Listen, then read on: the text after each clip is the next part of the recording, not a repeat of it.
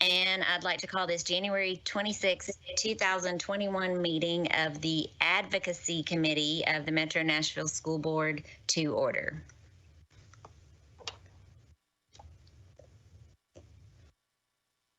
Should we do a roll call? That's up to you. I'd be happy to quickly go down and see who's on.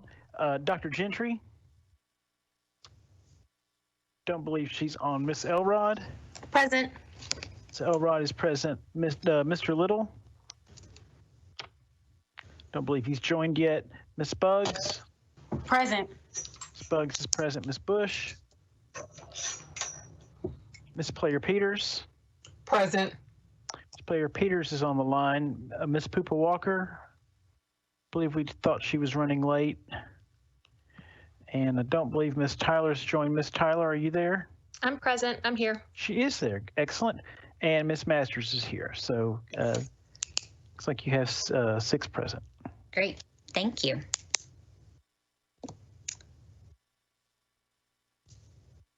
So I think we wanted to start by going over some of what happened in the legislative special session, and we've asked Mark North to be present to give us an overview of the bills that were presented and what passed. And I then wanted us to talk about steps moving forward from the perspective of advocacy around speaking with state legislators about what might be forthcoming in February as well.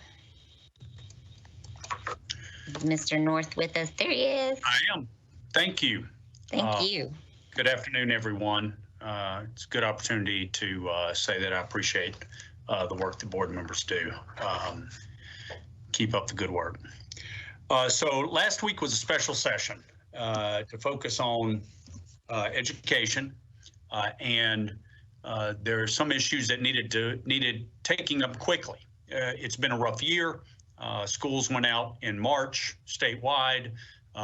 Even those that have been in person have had interruptions with isolations because of illness, but for students and teachers, and quarantine for close contact to illness. And so there were some issues that needed to be addressed quickly.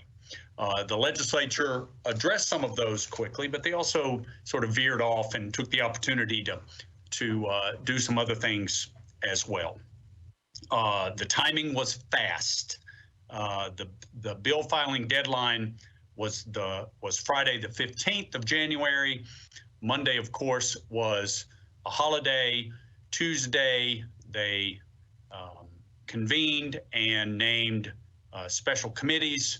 The committees really started meeting Wednesday, and by Thursday evening, it was basically completed. When the legislature moves that fast, usually happens at the end of session, but when they move that fast, there is almost always unintended consequences. And there are operational challenges in implementation that they don't catch, and funding needs that are overlooked. It is, you have received or will receive copies of the bills. Look through those for some of those things that might need cleaning up, because there may be opportunity to do some cleanup during the regular session. So first thing is to cover is a bill that was not filed. So there were 5 topics that the department and the administration wanted to cover. The first one that was not filed, or the one that was not filed, was about funding, and it was the notion of the hold harmless for in the BEP for enrollment fluctuations. That is an idea that is needed statewide, and I think is considered favorably by almost everyone statewide. The BEP Review Committee has it as their #1 recommendation, and the department planned to file a bill to do that. No bill was filed for that over during the special session. There was one caption bill that could have been used, but it was taken off notice on the committee right away. So that will come back up in regular session. Keep an eye on that. Why it wasn't brought up and what the plans moving forward are. We can discuss if you want to call me, and we can talk about that moving forward.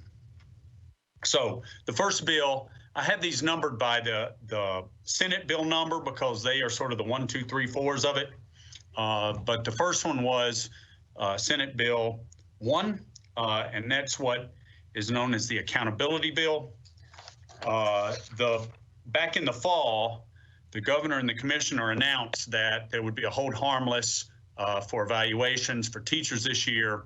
But what they ended up realizing, I guess right away, they probably knew it before they said it,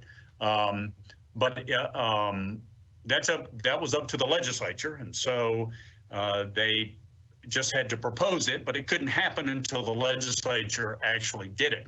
So they told school systems to go ahead as usual with portfolios and all of the evaluation things until the legislature acted. So they needed to do that really quick. That was one of those things that needed to happen quick, and it did.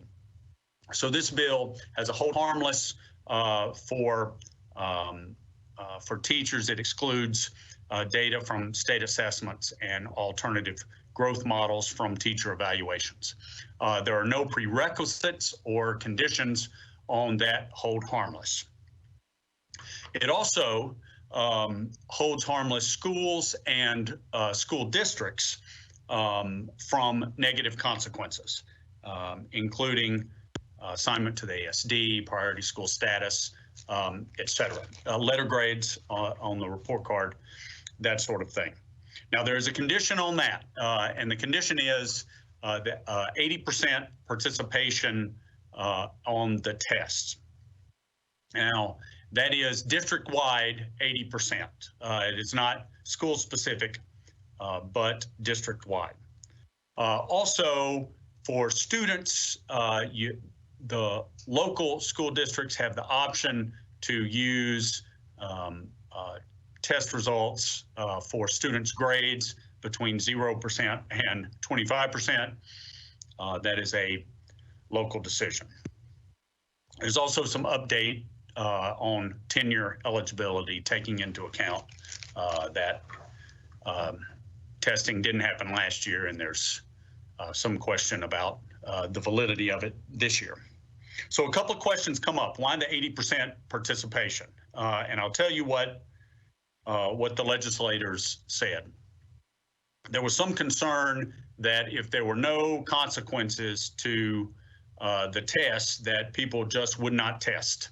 And they wanted some incentive to make sure that school districts didn't just disregard the tests and that they took the testing seriously. Why 80%? I think that it's a number that is challenging for every school district to meet. And in the fall, for example, in the course exams, there was only 83% of the school systems met the 80%. So it's attainable, but it's going to take some effort. And that was sort of the idea. What happens if you don't make the 80% participation? Because it's going to be a challenge. And it's going to be a challenge for a lot of school districts, not just the largest ones and not just the smallest ones. So there is a waiver of that would allow the hold harmless to take effect even if you don't make the 80% participation. Now there are some pretty good statements of legislative intent on that what the legislature is looking for is that you tried. Give it a good go. If you fall short, you know, with hold harmless not applying is for those who disregard the test and just don't try. Now, it's not the legislatures that determine the waiver, it's the commissioner, but there is good legislative intent statements it's not written into the law, but it's there. The other question is, why test it all? If you're not going to use it, why use the time to test? And I think the answer to that is they're going to use it. Just not for negative consequences. It is, and what they said, and I think this is important to watch, is that it sets the baseline. We didn't have a test last spring, and particularly when you start new programs, which we'll talk about later, you need a baseline to show, to help assess those programs. Now, the challenge to that is that what are your expectations on the test this year? And are you setting an accurate baseline? And if the baseline is artificially low, it may hamper accurate assessment of any program. That's a challenge to watch over the next several years, I guess. All right, so that is that bill. The next bill, I don't know what.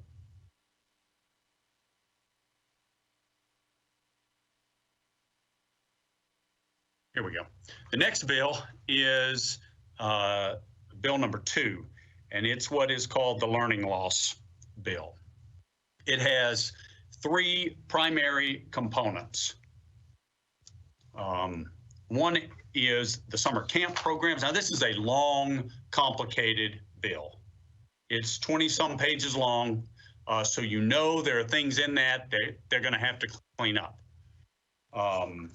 So one of the components are summer programs, and the bill details requirements for these summer programs, including who should attend, a priority of eligibility to attend, how long the enrollment time is, what's taught, for how long during the day, how much to pay teachers. All of that is set out in detail in this bill. And there are really 3 separate summer programs. One is the summer camp, and it's for the next 2 summers. So this starts summer of 21. So for the summer of 21 and 22, there are 6-week camps for elementary school students, 4-week camps for middle school students. There's also, and the intent is for this to be state funded. So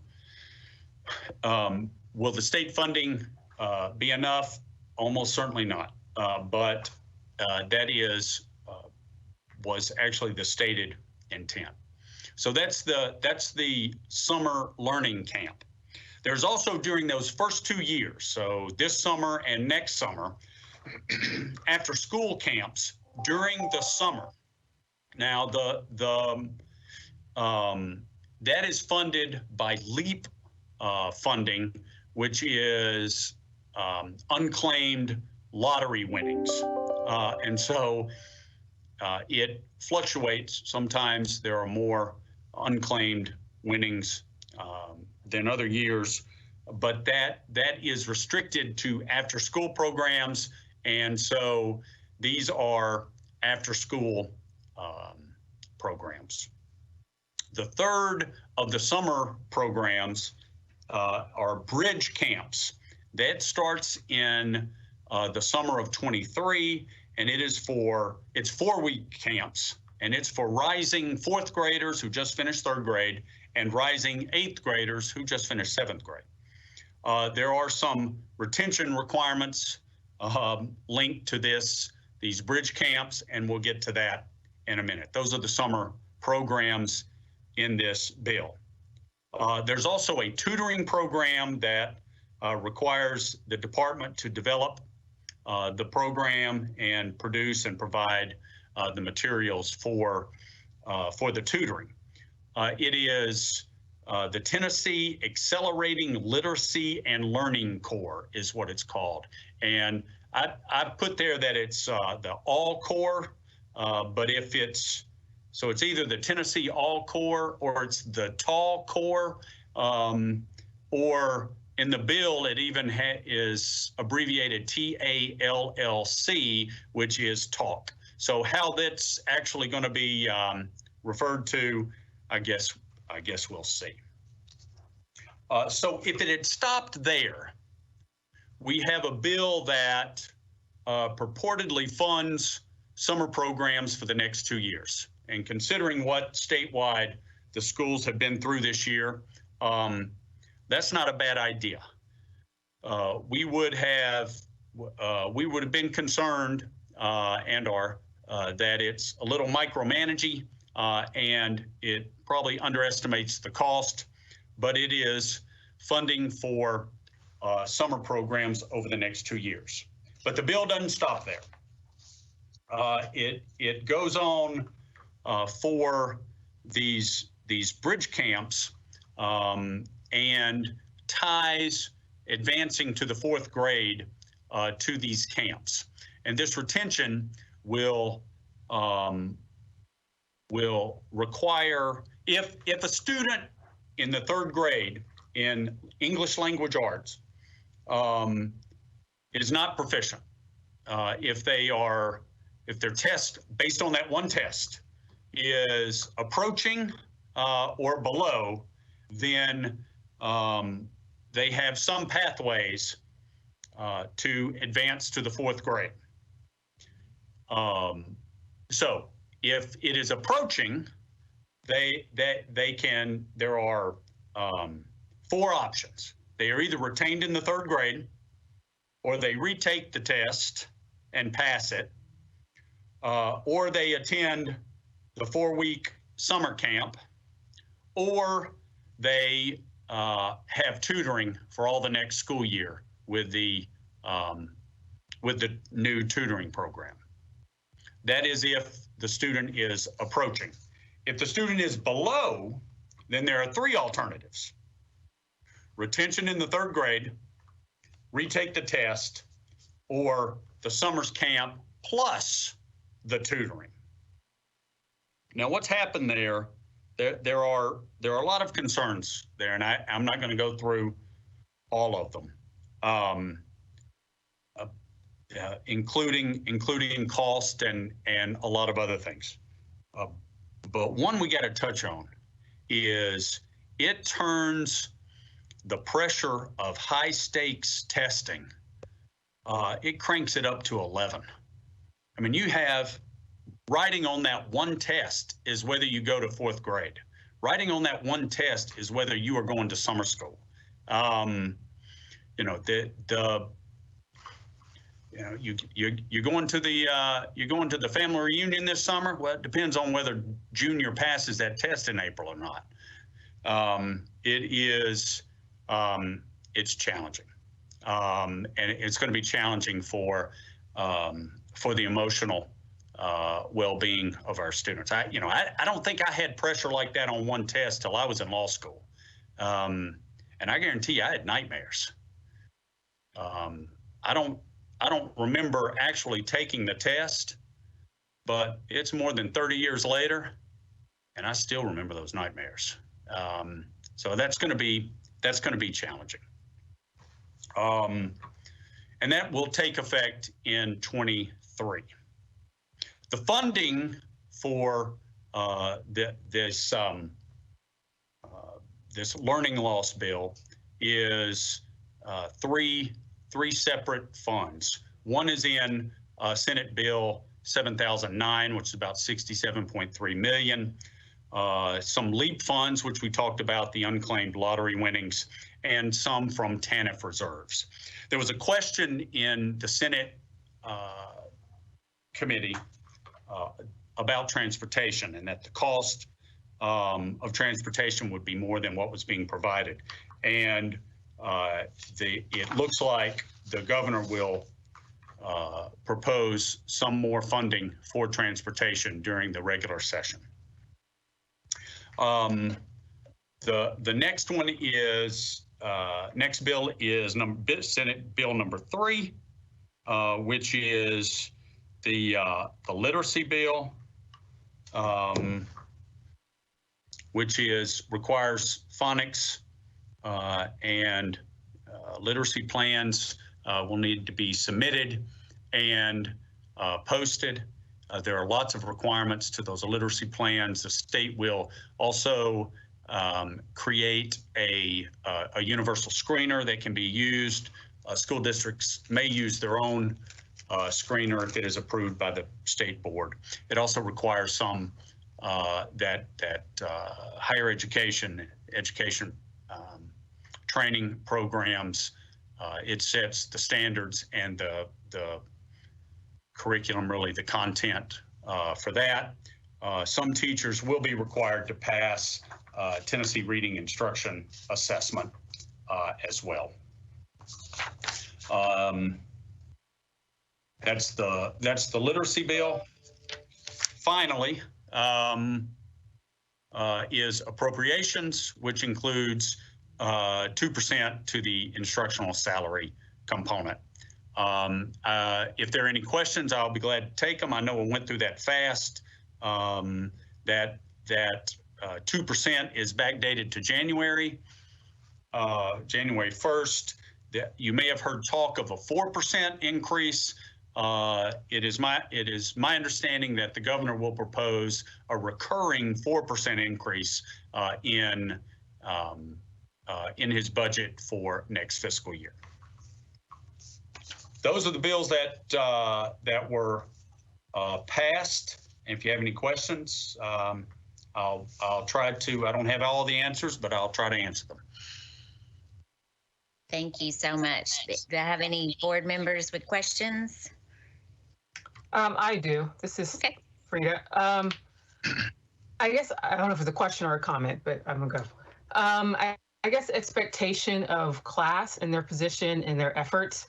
And then like, what is that? We're paying part of their, we're a member of that, and particularly since the governor's remarks and statement and part of his package specifically target the large school systems.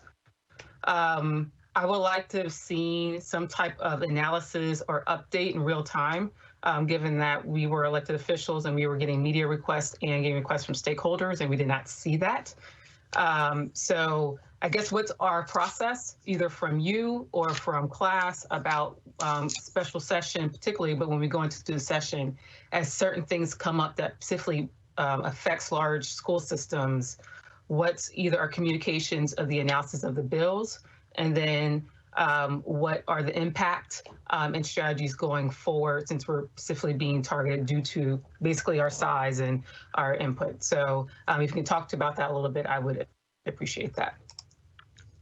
Right now there is, yes, the representatives from class and the folks from Shelby County and TSBA representatives and TOSS representatives and I work together well and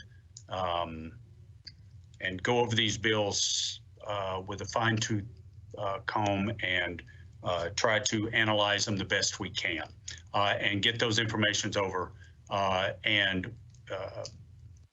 as we can. Things moved really fast. One of the primary bill that that sort of specifically addressed the Memphis and Nashville, which was Bill 21, the one that would have given the commissioner authority to cut BEP funding or eliminate BEP funding, was late filed. It was never put on notice and never it never really became an item discussed at the session. Now it was the public discussion, right? It was the media and it was the it was sort of the bill of the session that never really was, right? And that's frustrating. Yes, and Mr. Mark, I'm sorry, I won't cut you off just because we have a short period of time. I understand that, but per the class contract, it says weekly electronic communications, and it's been 7 days, and we have yet to see, at least I haven't received a weekly communication of even the assessment from class of what happened last week. I know that's part of your job, but also if we're paying them as a class, as a coalition, $12,000 a month. There's 2 of them at least that are representative of them. One could have wrote a 1-pager synopsis. Like, I'm not asking for a dissertation, but just something for that, for what they do, specifically when they're specifically targeted. And I understand, but even the governor's comments or remarks, you know, as a former lobbyist, I just cannot see going to my client and not having any written communication even after the fact of what happened. And so, and I made 60 grand a year. So if I did that for, you know, an organization that has 4,000 members, you can do it for 4 clients. So that is just my frustration, concern, and that's my expectation. Just a simple 1-pager. This is what happened. This is the governor's remarks. This is the public. This is what we can do. And so I'm just asking that from the class representatives, that we are targeted. You know, we're paying a big portion of those dues. We need something in reserves for that, or it's a waste of taxpayer dollars. So that's my comment. So that's just, I just want to clarify that. So as we're going forward into the session, the expectation is to fulfill their contract, and for it to send to the chair, to display to us, to send to you, to display, like, they don't have to communicate to each of us individually, but either to Ms. Masters, yourself, or Chair Buggs. So thank you. Thank you for that, Frida. I want to, since we're running low on time, I want to be sure to get to Ms. Tyler's question, but then also Chair Buggs recommend maybe we need to call a special meeting to talk through that session in a little more depth, and then to talk about these mechanisms for the advocacy and lobbying and next steps, so that we could dig a little further into Ms. Player-Peters' concerns. And there was a call with class on Friday. There is a weekly call, and there was on Friday, and there will be this Friday. I had a quick question. So the unclaimed lottery winnings, I know you've already mentioned it's very volatile. It is not, we can't count on that. Did the bill specify what happens if there isn't enough money to pay for what we need to pay for? Who has to pick up the tab for anything that those funds can't cover? I don't think so. That is certainly a concern about the bill, and it was a concern raised particularly by Senator Yarborough during the committee hearing. And then also, along with the same bill, back to the learning loss bill. So have they actually defined what learning loss is in the bill? Yes. I'd love to hear it. Actually, for purposes of this bill, it's on page 2. I'll just read it. Learning loss means the loss of academic knowledge or skills previously acquired, or a pause in academic advancement, most commonly due to extended time away from school or in-person instruction. Okay, and they're saying that the Tennessee Ready is supposed to give us that information, because that's not what it's designed to do. The Tennessee Ready test is not designed to assess the loss of academic knowledge or skills. It's designed to let us know how close our students are coming to the academic standards that have been set, not what they used to know and don't know any longer, especially 3rd graders who've never taken the test before. I think you've touched on an issue with the bill. Yeah, I have a bunch more of these, but it sounds like we're running on time, and there are a lot. I fully agree that we need to delve into this much deeper.